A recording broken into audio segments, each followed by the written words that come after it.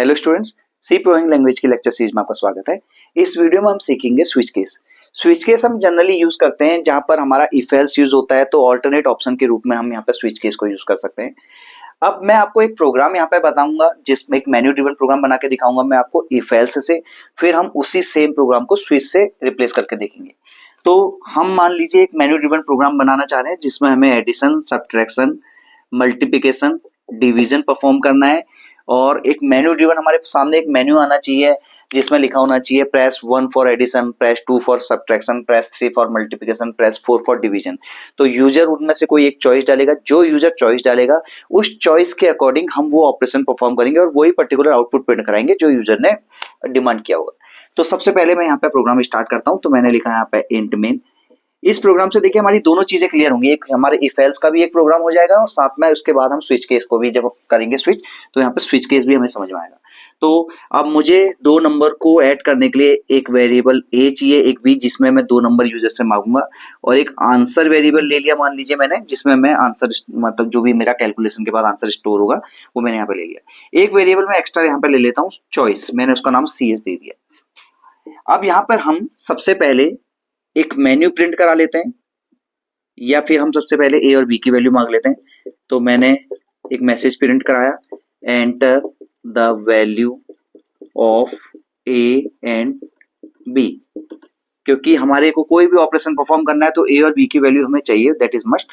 तो यहाँ पर हमने वो दो वैल्यू रीड कर लेते हैं। स्कैनफ फंक्शन यूज करूंगा मैं रीड करने के लिए, परसेंट डी, क्योंकि मेरे इंटीजर वेरिएबल है, इंटीजर को रीड करने के लिए दो बार परसेंट फॉर्मेट स्पेसिफायर मैंने मेंशन किए, एम्परसेंड ए, एम्परसेंड बी।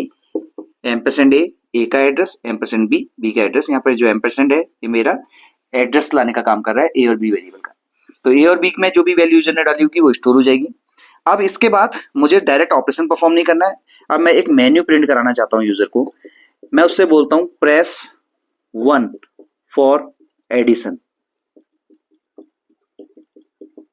उसके बाद इसी तरह से मैं सारे ऑप्शन यूजर को दे देता हूँ, प्रेस 2 for subtraction,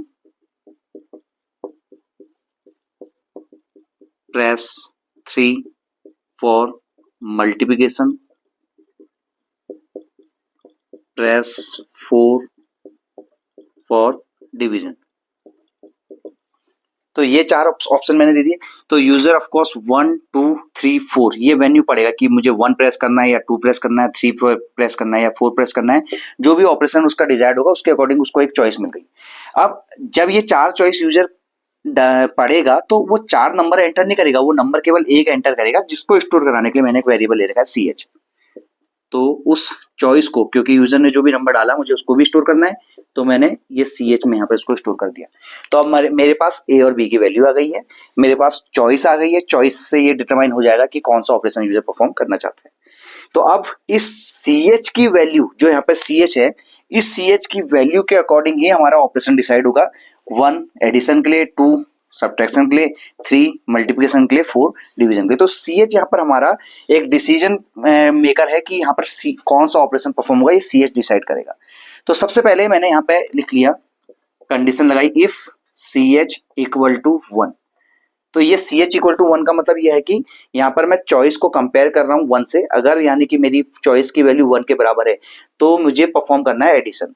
तो मैंने अब ये जो आंसर वेरिएबल लिया था, मैंने ये आंसर लिया, answer equal to A plus B मैंने लिखा, और ए प्लस बी लिखने के बाद ये जो मेरा आंसर जनरेट होगा, मैं यहाँ पे उसको आंसर को प्रिंट कर दे रहा हूँ, print F percent D answer.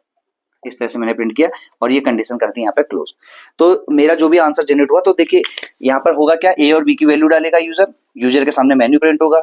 User ने मान लीजिए 1 डाला तो सी एच में 1 स्टोर होगा, सी एच इक्वल टू 1 यानी कि 1 से कंपेयर मैच हो गया, तो यहाँ पर आपका ये ऑपरेशन परफॉर्म होगा और आंसर आपकी स्क्रीन पर प्रिंट हो जाएगा।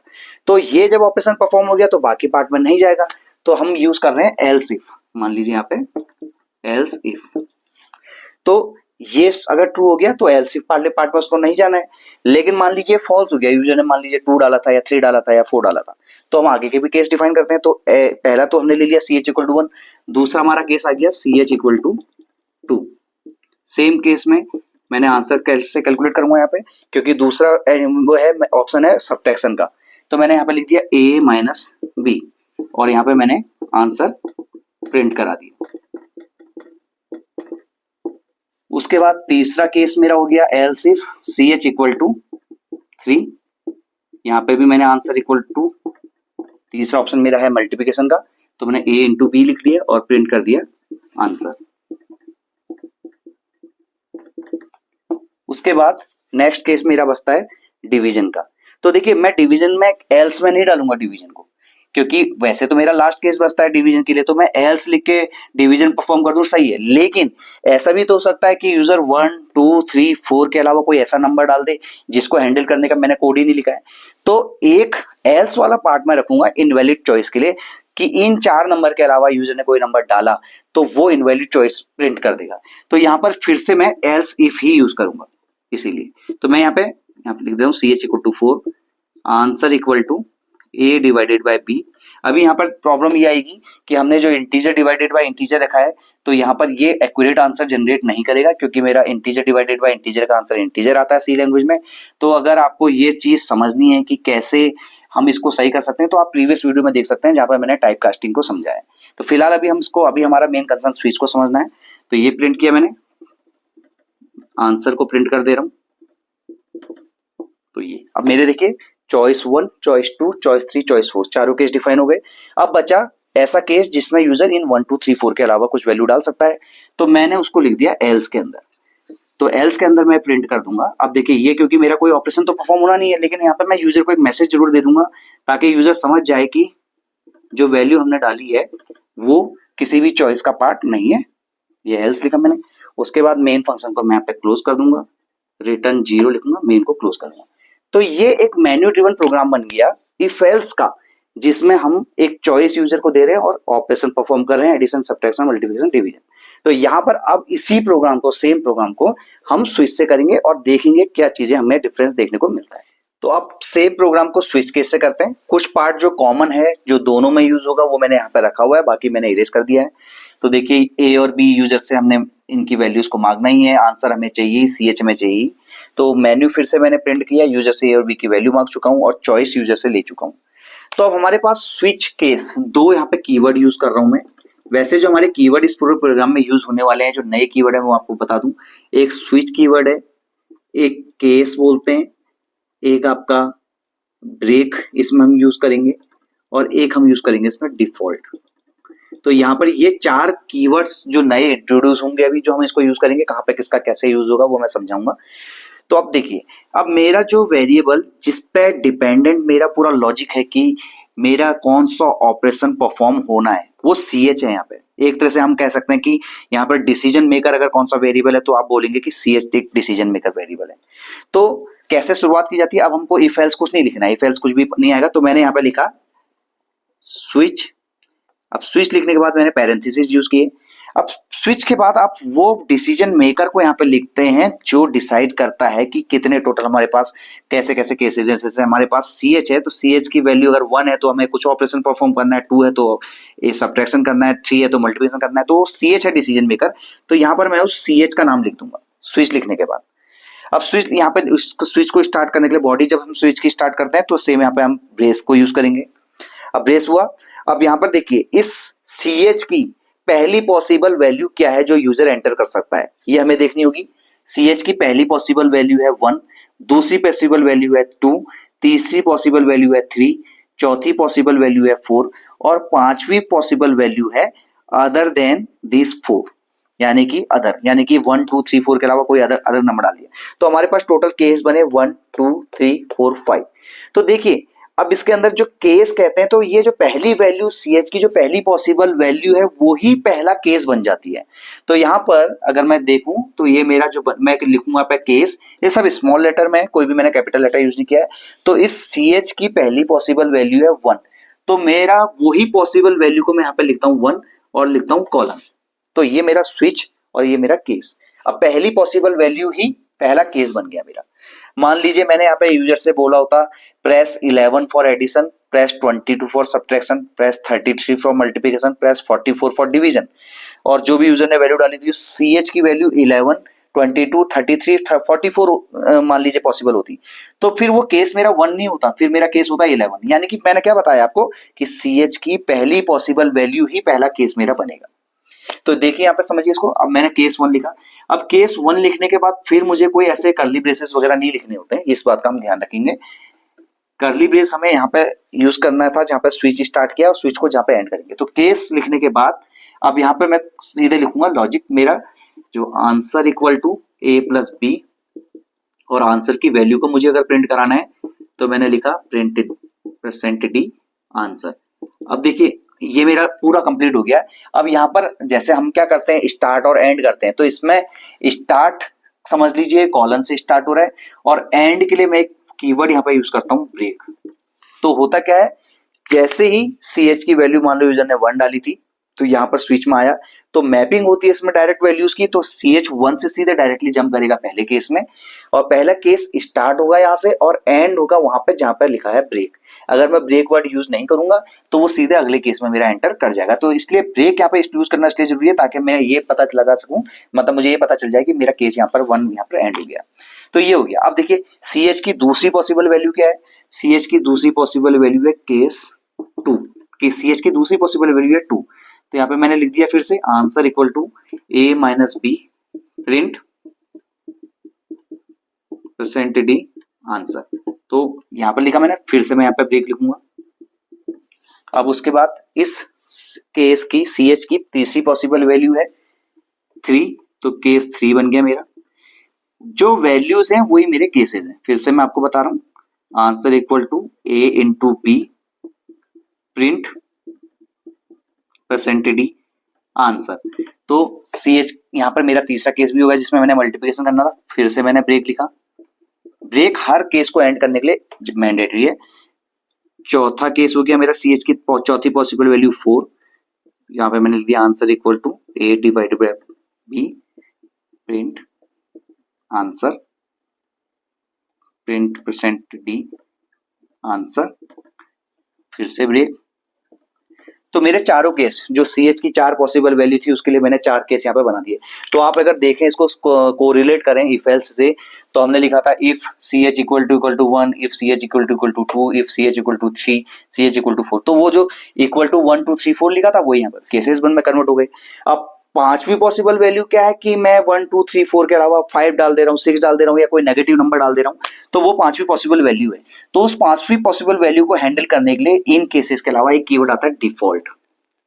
डिफॉल्ट का मतलब हो गया कि जब कोई केस से मैच नहीं होगी CH की वैल्यू तो सीधे डिफॉल्ट में चले जाएगा। तो डिफॉल्ट में गया, यहाँ पे मैंने प्रिंट करा दिया एक मैसेज इनवैलिड चॉइस, या आप अपनी मर्जी का कोई भी एक मैसेज प्रिंट कर सकते हैं। यहाँ पे इनवैलिड चॉइस मैंने इसलिए किया क्योंकि यहाँ पर आ रहा है तो इसका मतलब CH की वैल्यू 1 2 3 4 तो नहीं थी, तभी वो यहाँ पे आया है, तो मैंने इनवैलिड चॉइस सिंबल प्रिंट कर दिया। तो अब ये स्विच को बंद करने का टाइम आ गया, सारे केसेस मेरे कवर हो गए, यहाँ पर स्विच मेरा क्लोज हो जाएगा। तो देखिए फिर से मैं एक चीज आपको समझा रहा हूँ, केस 1, केस 2, केस 3, केस 4 मैंने जब लिखे तो मैंने किसी को भी कर्ली ब्रेस में क्लोज नहीं किया है। कर्ली ब्रेस मैंने एक बार स्विच यहाँ से स्टार्ट किया था, यहाँ पे एंड किया है। कोई भी केस स्टार्ट करने के बाद वैल्यू लिखने के बाद मैंने इन वैल्यूज को कोई भी मतलब यहाँ पे कोट्स में या उसमें क्लोज नहीं किया है। पॉसिबल वैल्यू जो थी उसके बाद मैंने कॉलन लिखा है, कॉलन लिखने के बाद मैंने कोड लिखा है, कोड लिखने के बाद हर केस को मैंने ब्रेक से एंड किया है। तो ये इस तरह से मैंने लिखा, और यहाँ पे डिफॉल्ट आ गया। डिफॉल्ट आने के बाद इसको मैं एंड करूंगा रिटर्न 0 मेन फंक्शन क्लोज। अब ये मेन फंक्शन को भी मुझे क्लोज करना था, मैंने यहाँ पे लिख दिया। तो अब हम इसमें समझते हैं कि मान लीजिए यूजर, मैंने जो चॉइस दी थी यूजर को 1 2 3 4 दी थी, ये चॉइस मैंने न्यूमेरिक चॉइस ना देके मैंने कोई कैरेक्टर की फॉर्म में चॉइस दी होती। फॉर एग्जांपल मैंने A फॉर A मतलब एडिशन के लिए A डलवाया होता, सब्ट्रैक्शन के लिए S, मल्टीप्लिकेशन के लिए M और डिवीजन के लिए मान लीजिए D डलवाया होता। तो यहाँ पर मेरी 1 2 3 4 ना होके CH की पॉसिबल चॉइस जो होती A S M D, क्योंकि ये कैरेक्टर टाइप है। तो कैरेक्टर टाइप है तो हमने ले रखा था यहाँ पर अभी तक CH इंटीजर टाइप का, तो हम इसको कैरेक्टर टाइप का ले लेते हैं कैर CH।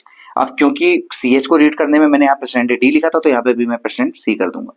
अब इस CH की पॉसिबल वैल्यू ASMD है, तो यहाँ पर मेरी जो पहली पॉसिबल वैल्यू थी 1 2 3 4 ना होके ASMD हो गई। तो ये ध्यान रखिएगा, ये अभी एरर दे देगा इसके लिए, क्योंकि ये वेरिएबल समझ सकता है इसको। यहाँ पर हम जो लिखेंगे इसको कैरेक्टर की फॉर्म में हमें लिखना पड़ेगा, तो ए, तो जब हम सिंगल कोट्स में इसको लिखेंगे तब ये कैरेक्टर की तरह उसको कंसिडर करेगा। तो हमने पॉसिबल केसेस लिख लिए। सिमिलर और भी मैं इसमें अगर चेंज बताऊं आपको, हम यहाँ पर बोलते हैं जैसे प्लस का मार्क दे दिया, यहाँ पे सब्ट्रैक्शन का मार्क दे दिया, मल्टीप्लिकेशन का मार्क दे दिया और डिवीजन का मार्क दे दिया। तो ये भी एक कैरेक्टर ही है। तो यहाँ पर भी जो केस मेरे बदल जाएंगे अब ASMD से बदलकर यहाँ पर हो जाएगा पहला प्लस कॉलन, दूसरा हो जाएगा सब्ट्रैक्शन। तो ये कैरेक्टर है तो मैं इनको सिंगल कोट्स में क्लोज कर रहा हूँ। फिर यहाँ पे मल्टीप्लिकेशन सिंगल कोट्स में और यहाँ पे डिवीजन। तो आप इस बात को समझिए कि यहाँ पर केस 1 2 3 4 होना ही जरूरी नहीं है। यहाँ पर वो पॉसिबल वैल्यूज जो कि हमारी CH की हो सकती है वो हमारे केसेस बनते हैं।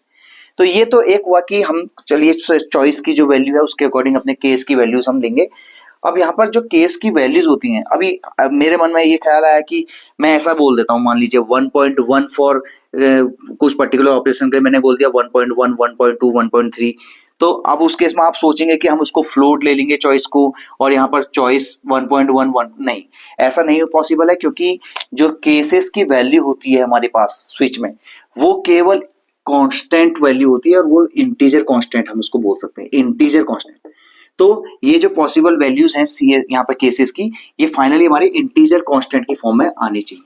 हम यहाँ पर फ्लोट वैल्यूज को एज अ चॉइस हमारा केस यूज नहीं कर सकते। अब इंटीजर कांस्टेंट जब मैं बोल रहा हूँ तो आप बोलेंगे कि यहाँ पर हमने कैरेक्टर लिखा है। तो मैंने ये चीज प्रीवियस वीडियो में बताई थी कि सी लैंग्वेज के अंदर जो कैरेक्टर होता है वो उसके ASCII कोड से जाना जाता है। तो कैरेक्टर जो है हर, जैसे मान लीजिए हमारे पास कैरेक्टर ए है, कैरेक्टर कैपिटल ए है, तो स्मॉल ए का जो हमारा ASCII कोड होता है 97 और कैपिटल ए का। तो कभी भी जब हम कैरेक्टर से डील करते हैं तो उनका ASCII कोड से डील होता है। तो ASCII कोड जो होता है इंटीजर होता है, तो जब भी हम कैरेक्टर लिखते हैं तो वो माना इंटीजर की तरह ही जाता है। तो इसलिए यहाँ पर हमारे कैरेक्टर और इंटीजर दोनों तरह की चीजें हमारे यहाँ पे अलाउड है। तो ये तो हुई पहली बात कि हमको केसेस जो लिखने हैं कांस्टेंट की फॉर्म में लिखने हैं हमेशा। और मैं यहाँ पे कोई वेरिएबल नहीं लिख सकता। मान लीजिए आपने कोई वेरिएबल ले रखा है, a = 1 ले रखी है वैल्यू, b = 2 ले रखी है, तो आप यहाँ पे वेरिएबल लिख दे रहे हैं a b, तो आप यहाँ पे वेरिएबल्स भी यूज नहीं कर सकते, आपको डायरेक्टली कोई ना कोई कांस्टेंट यहाँ पे यूज करना होगा। तो ये पहली चीज हुई। दूसरी चीज, मान लीजिए मैंने आपको बताया था कि जो केस मैंने लिखा है, मैं इस केस को यहाँ पे ब्रेक को नहीं लिखता हूँ, तो इसका क्या इम्पैक्ट होगा वो समझ लेते हैं। मान लीजिए यूजर ने डाला वैल्यू डाली थी ए और बी की, और यहाँ पर यूजर ने डाला प्लस डाला, तो प्लस डालते ही CH की वैल्यू सीधे इसको यहाँ ले जाएगी। ये मैपिंग होती है, ध्यान रखिएगा। CH की जो पॉसिबल वैल्यूज है उसके अकॉर्डिंग जो केसेस हैं वो मैप्ड हो जाते हैं ऑलरेडी। तो यहाँ पर CH की जो पहली पॉसिबल वैल्यू थी प्लस थी, यूजर ने मान लीजिए एडिशन के लिए प्लस यहाँ पे एंटर किया, तो वो प्लस सीधे इसको इस केस में ले जाएगा। अब आंसर कैलकुलेट होगा, a + b, जो भी ए और बी की वैल्यू भी उसकी हेल्प से आंसर कैलकुलेट हुआ, आंसर प्रिंट हो गया स्क्रीन पर। लेकिन अब यहाँ पर क्या होगा, क्योंकि यहाँ पर इसको ब्रेक नहीं मिला, तो ब्रेक नहीं मिला तो वो क्या करेगा, सीधे अगले केस में एंटर कर जाएगा। भले ही आपके CH की वैल्यू केवल प्लस थी, लेकिन अब वो केस माइनस वाले सब्ट्रैक्शन वाले केस में भी एंटर कर जाएगा, और यहाँ पर उसको ये भी कैलकुलेट करेगा, और जहां पर रुकेगा कहाँ पे, जहाँ पे उसको ब्रेक मिलेगा। मान लीजिए ये ब्रेक को भी मैं हटा देता हूँ, तो फिर वो तब तक एग्जीक्यूट करते रहेगा, अगले केस में एंटर करते रहेगा, जब तक उसको ब्रेक नहीं मिल जाता। अब मान लीजिए यूजर ने पहली वैल्यू, इसको फिर से वापस हम ब्रेक लिख देते हैं इसमें। तो मान लीजिए यूजर ने पहली वैल्यू मल्टीप्लिकेशन डाली थी, तो अब इस केस में मान लीजिए मल्टीप्लिकेशन वाले में ब्रेक नहीं है, या और यहाँ पे भी ब्रेक नहीं है, तो ये जब पहली बार में एंटर करेगा तो सीधे मल्टीप्लिकेशन वाले में जाएगा और ये कैलकुलेट करेगा। अब यहाँ पर जब उसको ब्रेक नहीं मिला तो इसके अंदर वाले आगे वाले केस में एंटर कर जाएगा, क्योंकि उसको ब्रेक नहीं मिला है। तो यहाँ पर भी उसको ब्रेक नहीं मिला तो फिर वो डिफॉल्ट में घुस जाएगा, और स्विच जहाँ पर एंड आएगा वहां पे जाके रुकेगा। तो ये हमारा ब्रेक, हमारा जो कीवर्ड है, इसका ये सिग्निफिकेंट है कि ये आपके किसी भी केस को एक तरह से एंड कर रहा है, ये बता रहा है कि यहाँ पर ये केस एंड हो जाना चाहिए। अगर हम इसको नहीं लगाते तो मैंने उसका इम्पैक्ट आपको बता दिया कि क्या पड़ेगा। उसके बाद बात करते हैं सीक्वेंस की। User plus minus subtraction multiplication डाल रहा है, तो ये कोई सीक्वेंस यहाँ पर फॉलो करने की जरूरत नहीं है। आप कोई भी केस पहले नंबर पर डिफाइन कर सकते हैं। हमारी जो चॉइसेस हमने मेन्यू में दे रखी है यहाँ पे, उससे इसका मैच होना, उस सीक्वेंस से इसका मैच होना जरूरी नहीं है। मैं कोई भी केस को पहले लिख सकता हूँ, इवन मैं डिफॉल्ट को भी पहले नंबर पर लिख सकता हूँ, लेकिन डिफॉल्ट को जब मैं पहले नंबर पर लिखूंगा तो फिर मुझे वहां पर भी ब्रेक यूज करना पड़ेगा। यहाँ पे मैंने ब्रेक इसलिए यूज नहीं किया है क्योंकि डिफॉल्ट मेरा लास्ट स्टेटमेंट है, उसके बाद स्विच ऑलरेडी एंड हो रहा है, तो यहाँ पर इसलिए ब्रेक नहीं दी। लेकिन मैं अगर डिफॉल्ट की पोजीशन को चेंज करता हूँ, कहीं ऊपर रखता हूँ, तो उस केस में मुझे उसके साथ ब्रेक यूज करना पड़ेगा। तो ये इस तरह की चीजें हमें स्विच केस में हमेशा ध्यान रखनी होती हैं। तो हम आगे कुछ और कहीं पर जहाँ पर भी स्विच केस की जरूरत पड़ेगी अपने प्रोग्राम में, वहां पर इसको स्विच केस को और बेटर वे में समझने की कोशिश करेंगे। तो यहाँ पर मेरा स्विच केस टॉपिक कंप्लीट होता है। Thank you.